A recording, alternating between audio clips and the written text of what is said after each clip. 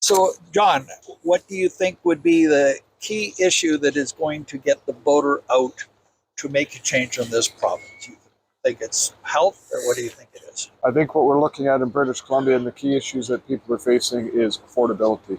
1 in 3 people are thinking about leaving this province. 1 in 2 youth are thinking about leaving BC. Affordability is a huge issue. Of course, that includes housing, as well as just the day-to-day life. But also people are at risk. They feel afraid to be able to just walk down the street anymore with what's going on with the drugs and crime. So there's a wide range of things that need to be done. Of course, healthcare is critical as well. But I would say affordability is the #1 issue for people in this province.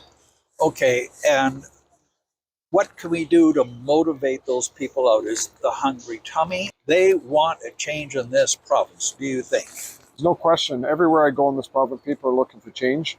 They're looking for a reason to be able to support us. And this is why we're so focused on our policies to bring relief, whether it is the Rustad rebate and up to $3,000 a month that we're providing for renters or on mortgages or strata fees.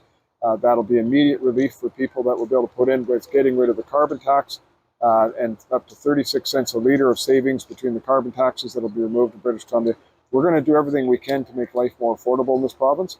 But a key piece is going to be to stabilize our housing market and then make sure we get our economy going in British Columbia so that companies can actually pay higher wages, because ultimately that's how you address affordability in BC. Now, we had a big exodus of businesses to Alberta, I'm going to say in the mid-90s. Is that same thing happening today? Yeah, back in 1998, there was just over 60,000 people left British Columbia for other jurisdictions, mainly to Alberta. That was a record. And this last year, we broke that record. 72,500 people left British Columbia because they couldn't build a future here. British Columbia should be the land of hope and optimism. It should be a place where you can build a future, and people have lost that hope, and that's what we need to restore in British Columbia. Now, my 15-year-old grandson has done a lot of the interviews, and he says to Bruce Banman or anybody, do I have to leave my parents as I grow up, or will I ever be able to afford to live here? So many kids, I'm hearing that today. And it's one of the reasons why, particularly 18 to 35 voters are really looking at the Conservatives because they're looking at how do I build that future? I don't want to leave this province. I don't want to leave my family.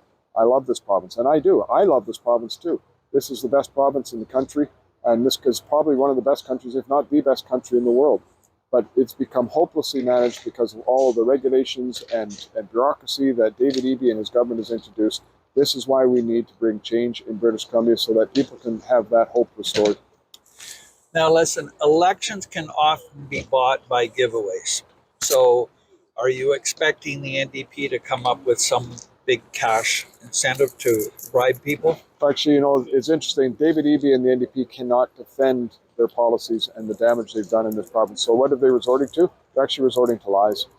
They're saying that we're going to cut health care, we're going to bring back bridge tolls, and we're going to do MSP, and we don't care about reproductive rights. And, there's so many other things that they come out, and these are all just lies. Like, I can't believe we have a premier in this province that's that comfortable in lying. But what it shows is clearly weak leadership. And so that's their approach. I got a flyer in the mail that it said exactly that. You're going to cut healthcare $4.2 billion. Is that true? That's false. Absolutely false. What we've said is we're actually expanding our healthcare funding in this province as we adopt the new model. Healthcare is broken in BC.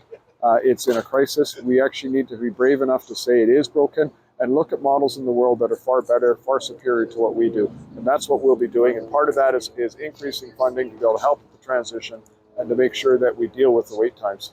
Thank you. I honor you for your incredible dedication. Thank you so much.